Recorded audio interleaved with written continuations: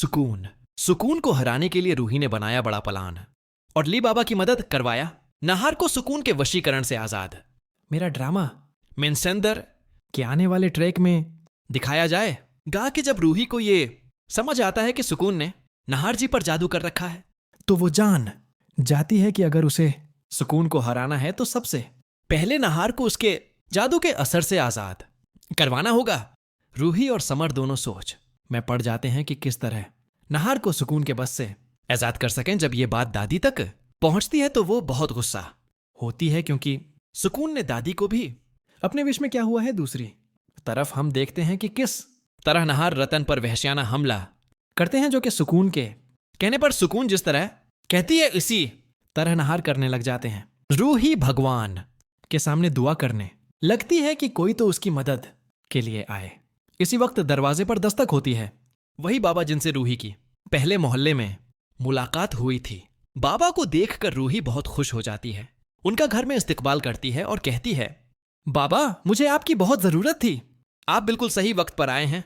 मेरे नाहार जी पर एक आत्मा का साया है जो कि किसी भी तरह उसकी जान छोड़ने को तैयार नहीं है। उसका उपके सवा किसी के पास हल नहीं है। बाबा जब ये सुनते हैं तो सोच में पड़ जाते हैं और कहते हैं कि नाहार की जान को खतरा है, जबकि सुकून ये सब कुछ कर रही है।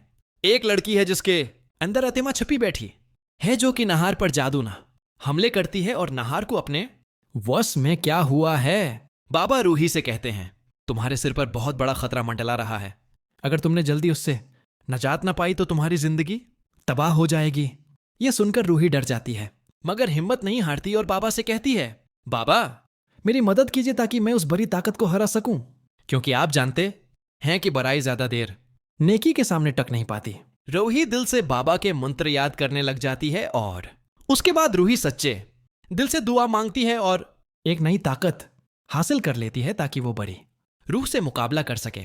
नो ही रूही बाबा के सारे मंत्र याद कर लेती है और सुकून काम मुकाबला करने के लिए बाबा से एक नई ताकत शक्तियों वली लेती है, जिससे वो अपने नाहार जी को इजाद करना चाहती है। जैसे ही मंडप पर सुकून और नाहार होते हैं तो रूही अब दिल ही दिल में अपने मंत्र का ताकत जाहिर करना शुरू कर देती है। जब नाहार और सुकून की शादी का वक्त आता है तो रूही दोनों के बीच आ जाती है और सुकून को चैलेंज देती है, अभी के अभी मेरे घर से चली जाओ वरना अंजाम बहुत बड़ा होगा। सुकून रूही को धुका देती है और यह सुनकर सुकून हंसने लगती है और कहती है, तुम क्या समझती हो, एक आम सी औरत मेरे जैसी ताकतूर हस्ती को हरा देगी। यह सुनकर सब हैरान रह जाते हैं, किसी को समझ नहीं आता कि सुकून ऐसी बातें क्यों कर रही है। तब रूही सबके सामने सुकून का असली चेहरा दिखाने का फैसला करती है और बताती है कि सुकून कोई आम इंसान नहीं बल्कि एक आत्मा है। इसी लम्हे नाहार के सर से सुकून का जादू खत्म हो जाता है और वह सबके सामने रूही की मांग में संदूर भर देता है। यह मंजर देखकर सुकून के होश उड़ जाते हैं। वो गुस्से में आग बगूला हो जाती है, मगर बाबा उसे इस दायरे से बाहर निकलने नहीं देते। तो क्या रूही आखिरकार कर देगी सुकून की कहानी का खात्मा?